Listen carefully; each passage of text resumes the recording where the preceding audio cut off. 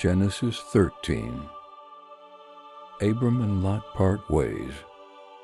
Abram went up out of Egypt, he, his wife, all that he had, and Lot with him, into the south. Abram was very rich in livestock, in silver and in gold.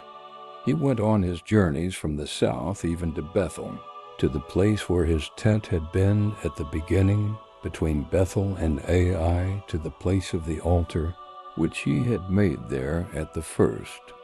There Abram called on the name of Yahweh. Lot also, who went with Abram, had flocks and herds and tents. The land was not able to bear them, that they might live together. For their substance was great, so that they could not live together.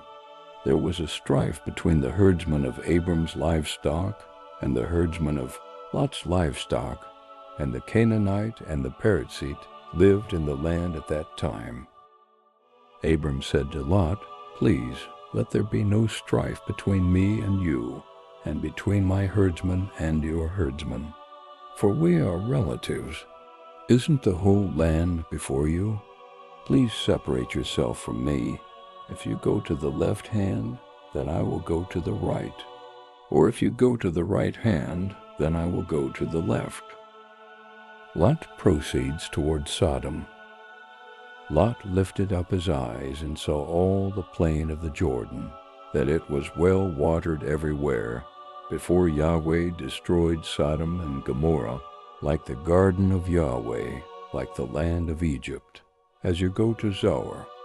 So Lot chose the plain of the Jordan for himself. Lot traveled east, and they separated themselves the one from the other. Abram lived in the land of Canaan, and Lot lived in the cities of the plain, and moved his tent as far as Sodom.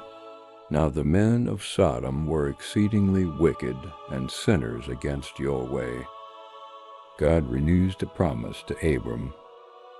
Yahweh said to Abram after Lot was separated from him, "Now lift up your eyes, and look from the place where you are, northward and southward and eastward and westward. For all the land which you see, I will give to you and to your offspring forever. I will make your offspring as the dust of the earth, so that if a man can number the dust of the earth, then your seed may also be numbered. Arise, walk through the land in its length and in its breadth, for I will give it to you."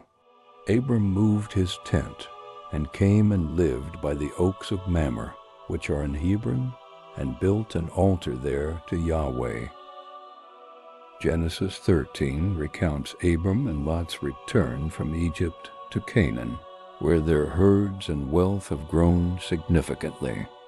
Due to increasing conflicts between their herdsmen over land and resources, Abram proposes a peaceful resolution, allowing Lot to choose his land first.